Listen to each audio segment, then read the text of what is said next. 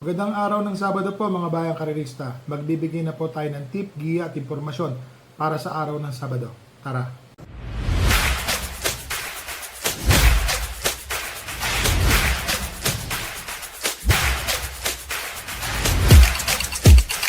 So mga bayang karerista, meron pong 7 races para sa araw ng Sabado.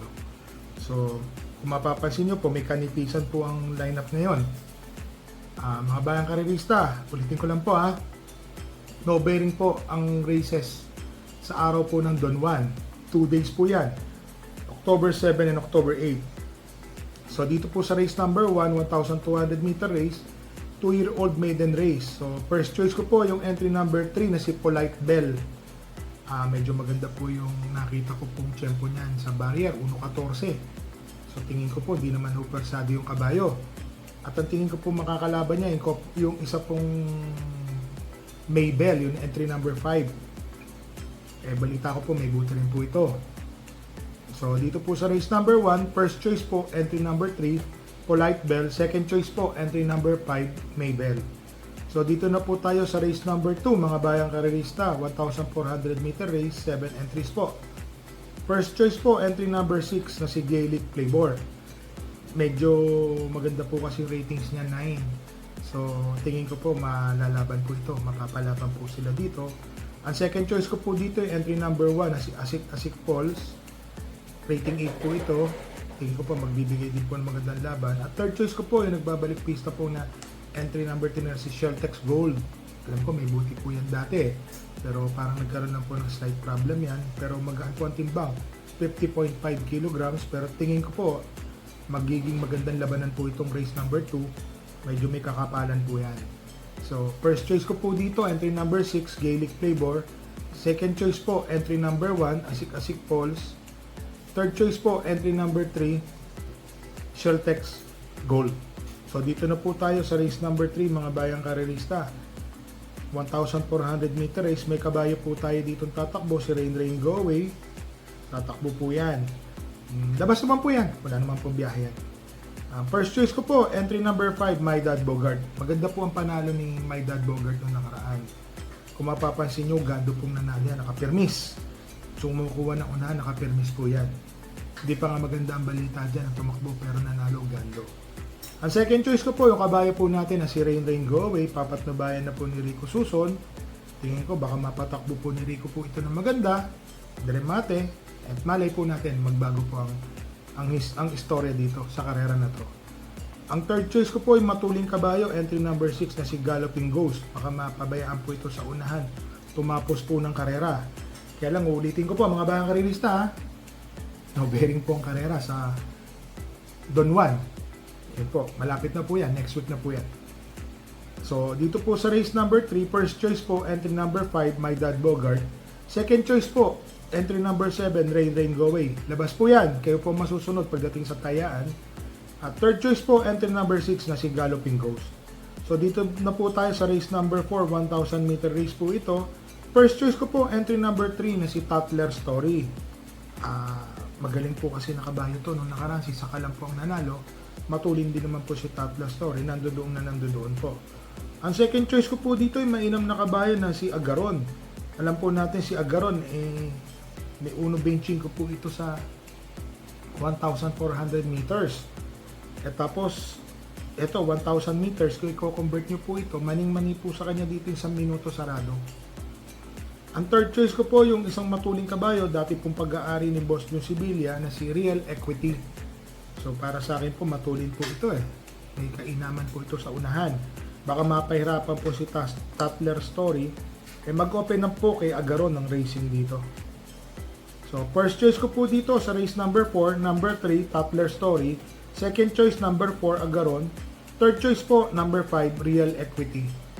Dito na po tayo sa race number 5, mga bayang karerista. 1,400 meter race. First choice ko po, entry number 3 na si Tears of Joy. Nakikita ko po kasi nag-uumento po ito. Tumatapos na po ito ng 1.28 sa 1,400 meters. Malaki po ang in-improve ng kabayo na to. Ang second choice ko po, yung entry number 2 na si National Treasure. Nayamado po ito nung nakaraan numero 12. Na-scratch po nun si Bonnie Avenue. So ngayon po, tinitignan ko po itong laban na to. Tingin ko, naiiwan po kasi. Ito, lahat naman po sila, diremate. Mapapalaban po sila dito ng gusto. Yung tatlong diremate po dito. Bali, 4. Kasama na po natin si Metal Strength ng diremate. So, second choice ko po si National Treasure. Na Yamado po yan. So, hindi ko malaman dahilan. Medyo naiiwan po Ang third choice ko po, yung entry number 5 na si Dolyarama. Alam naman natin, napakababa na po sa laban ng Dolyarama. Rating 7 na po ito. Tingin ko po, may panalo rin po. Malaki po ang panalo. So dito po sa race number 5, first choice po natin, entry number 3, Tears of Joy. Second choice po, number 2, National Treasure. Third choice po, entry number 5, Dolyarama. Dagdag po tayo mga bayang karerista. Tandaan niyo po Ulitin ko lang po. Ito pong karera sa darating na next week na Sabado-Linggo Don Juan. Ano po yan, mga bayang karerista, no bearing po. So, tignan nyo po dito kung sino po yung tingin nyo, alam nyo na, pwedeng hindi galawin. Sana magigpit po yung BOS, Board of Stewards. So, dito po natin makikita kung ano po talagang mangyayari sa araw ng karera na to. Dito na po tayo sa race number 6, mga bayang karerista. First choice ko po, entry number 5 na si True History. Matuling kabayo po ito. Mabuting kabayo, 1,400 meters. Wala po akong nakikitang makakahabol po sa pacing ni True History.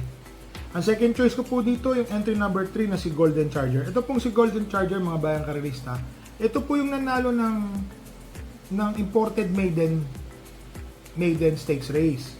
So, si Golden Charger, Sebriting, Euroclidon, mga nandoon po yung mga kabayo na yan. Pati si Uticus, parang kung di po ako magkakamali. Ito po yung nanalo noon.